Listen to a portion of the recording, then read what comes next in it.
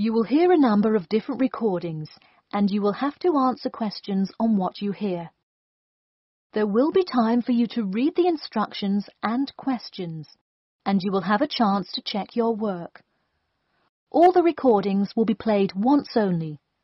The test is in 4 sections.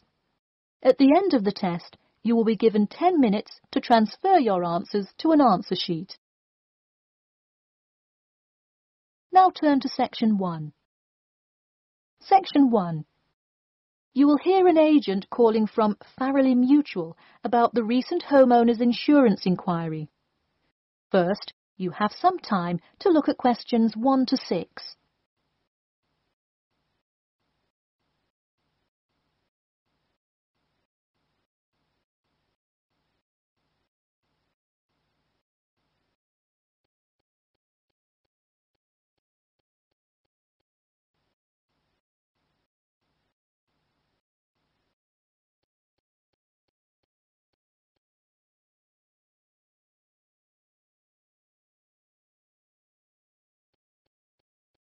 You will see that there is an example which has been done for you. On this occasion only, the conversation relating to this will be played first. Hello? Yes, I'd like to speak with Janet Evans, please. Speaking. Hi, Miss Evans. This is Jim Rodriguez, calling from Farrelly Mutual about your recent homeowner's insurance inquiry. The man says that he'd like to speak with Janet Evans. So, Janet Evans has been written in the space. Now we shall begin. You should answer the questions as you listen, because you will not hear the recording a second time. Listen carefully and answer questions 1 to 6. Hello? Yes, I'd like to speak with Janet Evans, please. Speaking. Hi, Miss Evans. This is Jim Rodriguez, calling from Farrelly Mutual about your recent homeowner's insurance inquiry. Yes, hi. Thanks for returning my call. My pleasure. I understand you are potentially interested in insurance for a bungalow located a bit out of town. Could you give me the address? Sure, it's 49 Greenway Court. Greenway is one word. Thank you. All right, and would you prefer to be contacted via email or phone? Either one is fine. Maybe try emailing me first, and as an alternative, I can give you my phone number. Great, and what is your email address? pk2@cat.com. Did you say cat as in the animal? Yes, it is the acronym for the construction company I work for. I'm sure you've seen them around. Yes, I have, and could you give me your primary phone number and the best time to reach you? Sure, the number is 020-4251-9443. I am generally unable to answer my phone at work, but any time after 5:30 p.m. is fine. I will make a note of that here. Now, I'm going to ask you a little bit about property itself, so we can make an accurate estimate of the cost of insuring your home. Could you tell me the size of your house? Well, I don't have the exact measurements, but I'm pretty sure it's right around 80 square meters. Should I measure it and call you back later? No, that's completely all right. I'll write 80 square meters for now to get the estimate, and then an agent will come get the exact measurements later on if you decide to purchase our insurance. Okay, great. And what material is your house made of? For example, wood, brick, stucco? It's mainly brick. Great. That will give you a lower rate than most of the materials, since it is so strong. Wonderful. And do you have any sort of home security, Miss Evans? We don't have a fence or anything yet, but we have an alarm system that we use regularly. Good. Before you hear the rest of the conversation, you have some time to look at questions 7 to 10.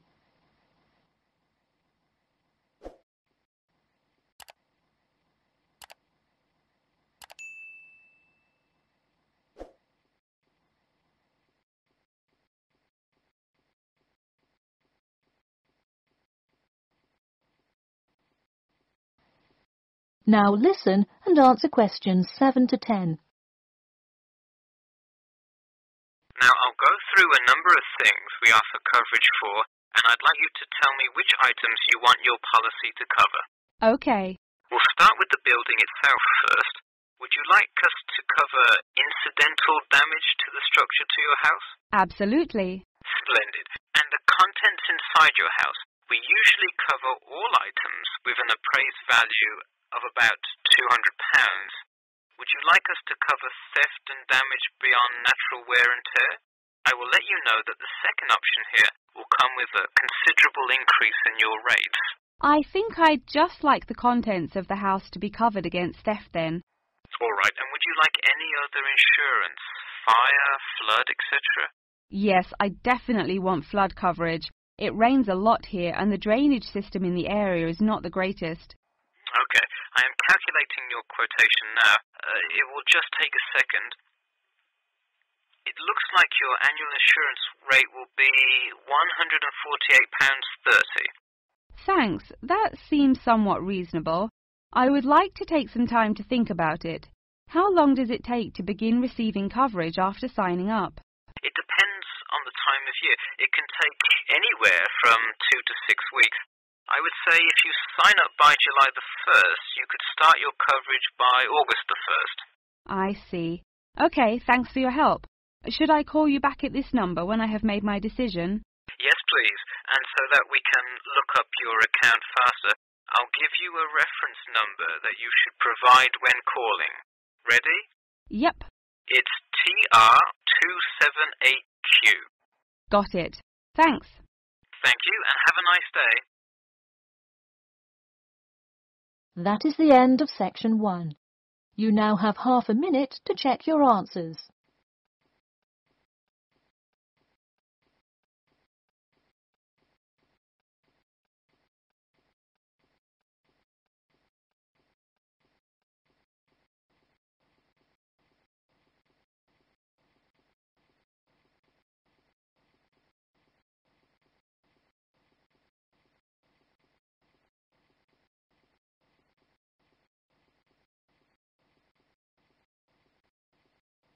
Now turn to section 2. Section 2. You will hear a talk about a pool and outdoor venue created by some people. First, you have some time to look at questions 11 to 14.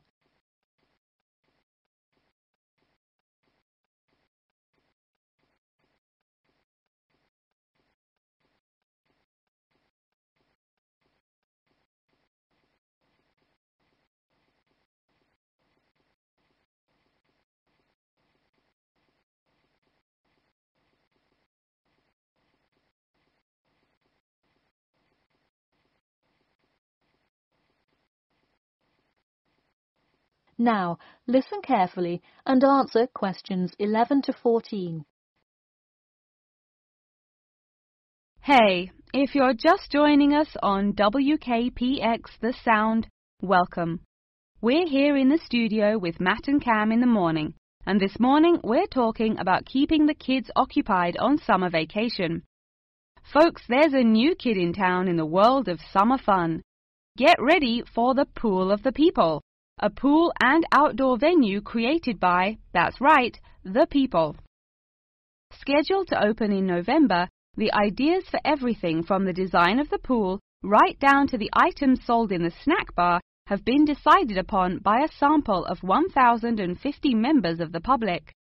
The public selected 2 top proposals from over a dozen created by renowned architect Ned Mosby, and the final design is truly something else. The pool is shaped like a fishbowl, sinking down into the ground. And there's, you guessed it, a real live fish tank in the center. It's certainly the center of attention in the Bridgewater area. Now, you are probably wondering how much an extravagance like this must cost, right? Well, have no fear. At just £15 for adults and £10 for kids, it's an affordable way to entertain the kids in those dog days of summer. The only problem now is the possibility that it will in fact become too popular. The pool is only so large, so swarms of people coming to enjoy it may cause quite a crowd in its first summer of opening. There will be an opening party for a select audience, And in line with the pool's mission, the people have decided on all the arrangements. They collectively decided on actress Rebel Wilson to host in the festivities scheduled for later this month, and even dictated the playlist by ranking their top 10 songs from a list of hundreds. There is some discrepancy, however, on the sculpture design for the foyer at the entrance. The people elected a jellyfish sculpture to greet entering visitors, but given last week's vicious attack by a box jellyfish on a local youth, coordinators fear it will bring too much fear to patrons. Before you hear the rest of the talk, you have some time to look at questions 15 to 20.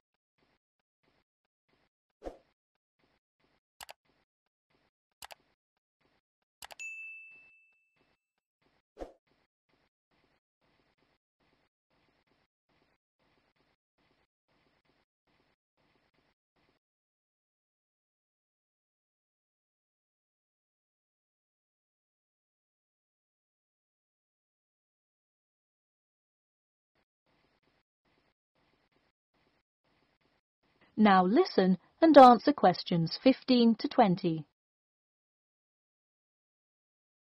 The theme of the clubhouse is set to be International Waters, with a different section representing each continent, designed by the legendary local artist Roberta Annuzzi. Representing Asia in the reception area will be a mosaic made up of prominent animals indigenous to the continent. A camel, a panda, and the Siberian white tiger, to name just a few. In the West Lounge, feel the cool, icy vibes of the transantarctic mountains of Antarctica. Makes you cold just thinking about it, doesn't it? Just seeing a wall with a mural of the glacial mountains is almost enough to cool you off on a December afternoon. Almost. Why not make the trip to the pool a social studies lesson at the same time? The theme in the ladies' lounge room for Africa may not be what you expected. A safari? Drum music? The Nile River? No. Did you know that Africa was home to the first jewelry? I sure didn't. By contrast, as you may expect, North America's theme for the card room is as modern, even futuristic as it gets. Annuzzi created for North America a sort of absurdist print, interestingly juxtaposing the moon landing of 1969 with an abstract depiction of humans living on Mars. Seems to me like an interesting commentary on the future of space exploration. And in the men's lounge room, the ancient forts of Sparta, Rome, Greece, and other European civilizations fittingly exhibit the strength and combatant characteristics of these societies. Finally, the cafe and breakfast room area is an enchanting round room that draws all attention to its center, where there is a strikingly realistic sculpture of a volcano. The delicious food may actually be only the second most exciting part of this room, in comparison to the 9-foot statue, complete with brightly colored molten lava to characterize South America. Honestly, it is like a museum visiting each room of the clubhouse. Why not make the trip to the pool an educational one for the kids? We're going to take a quick commercial break here at WKPX, but we'll be back in 10 with more on what's touted to be the summer's hottest place to beat the heat. That is the end of section 2. You now have half a minute to check your answers.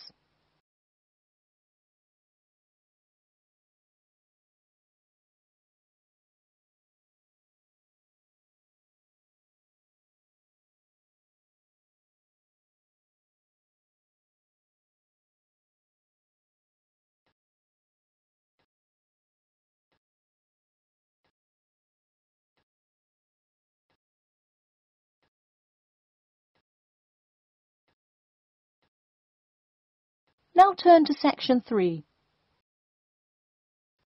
Section 3. You will hear two students called Jimmy and Kathy talking to their tutor about the current research paper. First, you have some time to look at questions 21 to 25.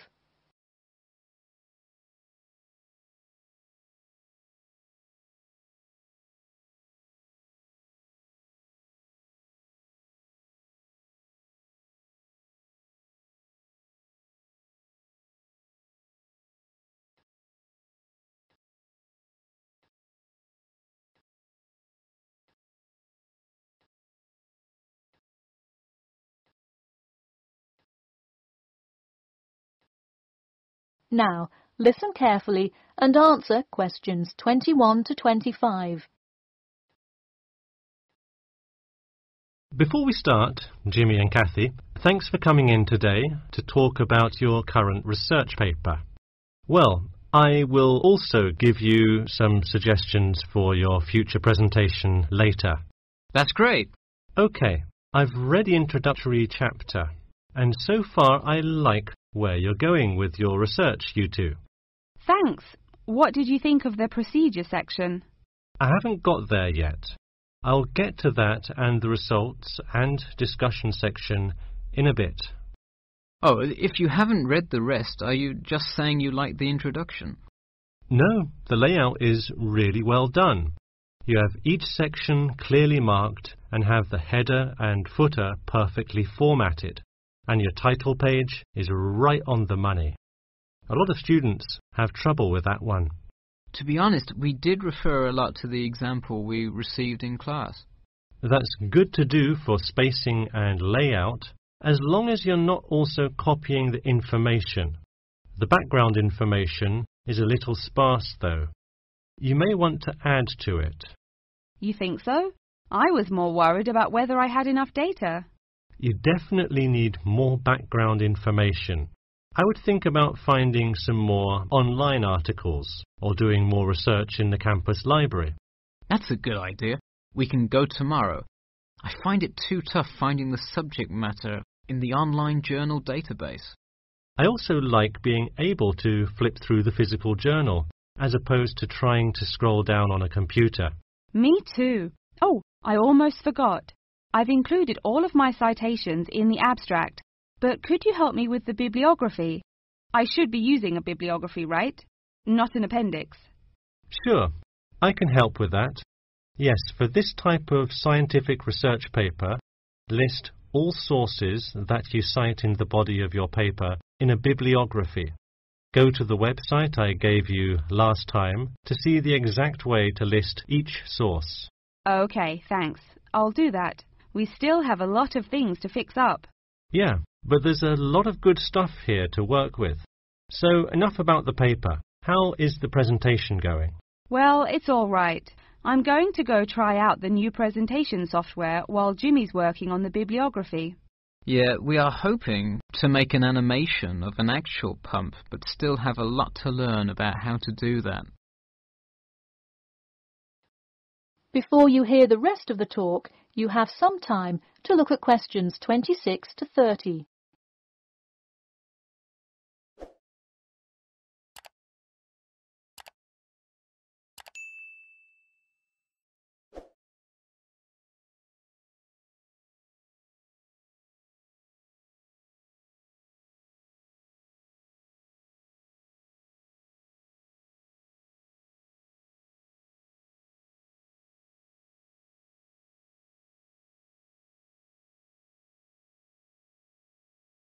Now, listen carefully and answer questions 26 to 30.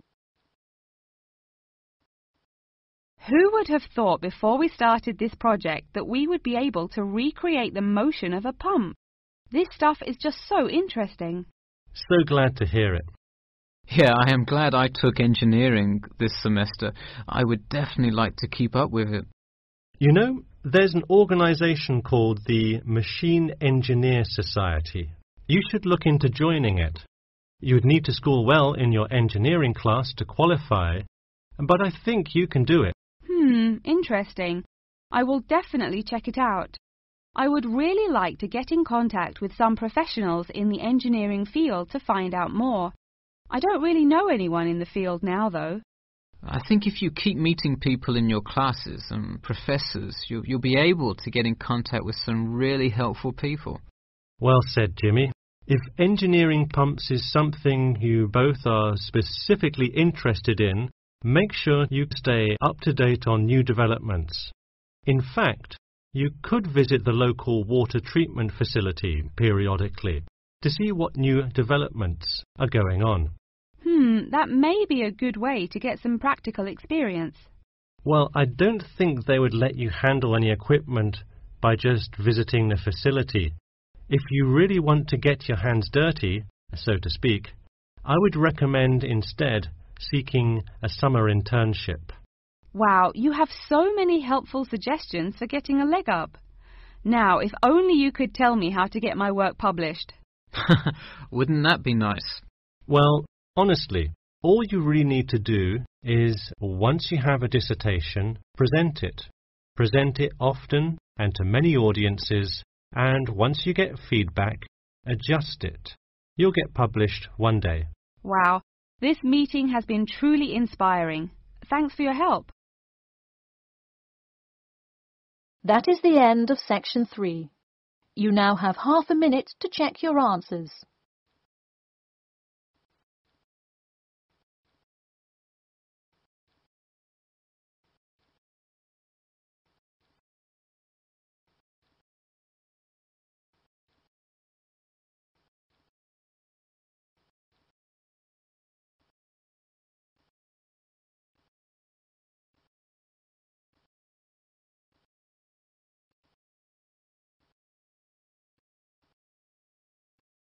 Now turn to section 4. Section 4. You will hear a talk about amber, the formation of amber and its applications in different fields. First, you have some time to look at questions 31 to 40.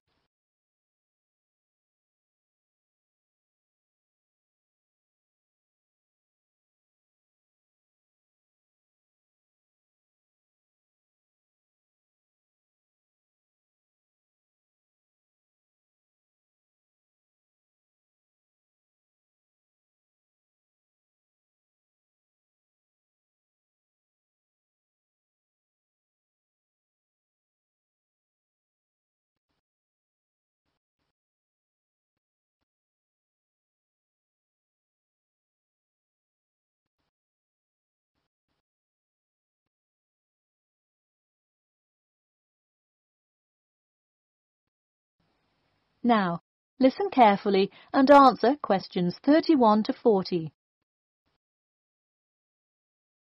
Tonight I'm going to present an overview of the research on amber. Okay, I'll start by giving a brief introduction about amber, then talk about the formation of amber, and then describe amber's applications in different fields. First of all, what is amber? Amber is not a stone, but is ancient fossilized tree resin, which is the semi-solid amorphous organic substance secreted in pockets and canals through epithelial cells of the plant. And why is resin produced? Although there are contrasting views as to why resin is produced, it is a plant's protection mechanism. The resin may be produced to protect the tree from disease and injury inflicted by insects and fungi. Amber occurs in a range of different colours. Besides the usual yellow, orange and brown, other uncommon colours are also associated with it. Interestingly, blue amber, the rarest Dominican amber, is highly sought after. It's only found in Santiago, Dominican Republic. There are several theories about what causes the blue colour in amber.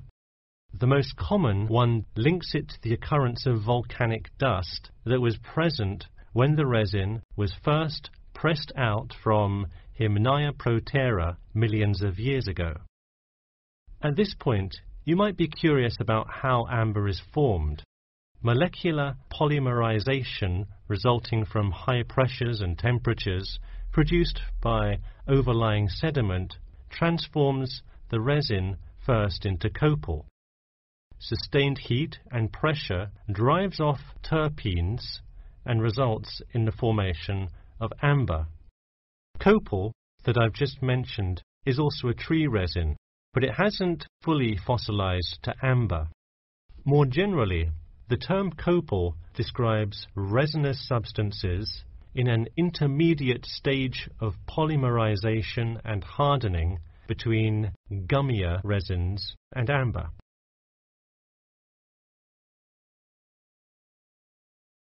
So where can we find amber? It can be found on seashores. The main producer worldwide is Russia. In fact, about 90% of the world's available amber is located in the Kaliningrad region of Russia, which is located on the Baltic. Here, the resin is washed up on the coast after being dislodged from the ocean floor by years of water and ocean currents. However, exposure to sunlight, rain, and temperate extremes tends to disintegrate resin. This also indicates that amber is not really an ideal fossil preservative for most uses. We've already learned that amber is made of tree resin. It often includes insects that were trapped within the tree many millions of years ago. A piece with a visible and well-arranged insect is generally valued much higher than simple, solid amber. One Dominican amber source reported finding a butterfly with a 5-inch wingspread. This is both a large and unusual find, and most butterfly specimens have no more than a 2-inch wingspan. Inclusions in Dominican amber are numerous, 1 inclusion to every 100 pieces. Baltic amber contains approximately 1 inclusion to every 1,000 pieces. Now that you have a basic knowledge of amber, I'd like to talk a bit about amber's application in different fields. First, amber is appreciated for its colour and beauty.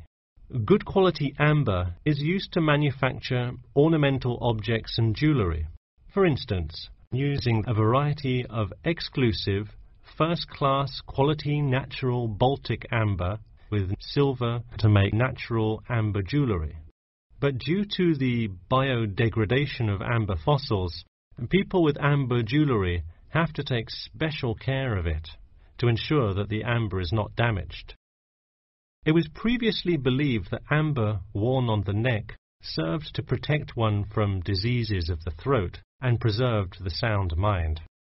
Callistrate, a famous doctor in the Roman Empire, wrote that amber powder mixed with honey cures throat, eye, and ear diseases, and if it is taken with water, eases stomachache. While the mystery around that use of amber has not been cleared, one thing is sure: it will help effectively to defeat small malaises. Amber has even been used as a building material. Amber created the altar in St. Brigida Church in Gdansk, Poland. In St. Petersburg, Russia, the walls of the famous Amber Room were lined with intricate carvings and inlaid designs. This palace room is being reconstructed from photographs and can be visited at the Catherine Palace, located in the town of Tsarskoye Selo. And finally, the fourth use of amber is that... That is the end of section 4. You now have half a minute to check your answers.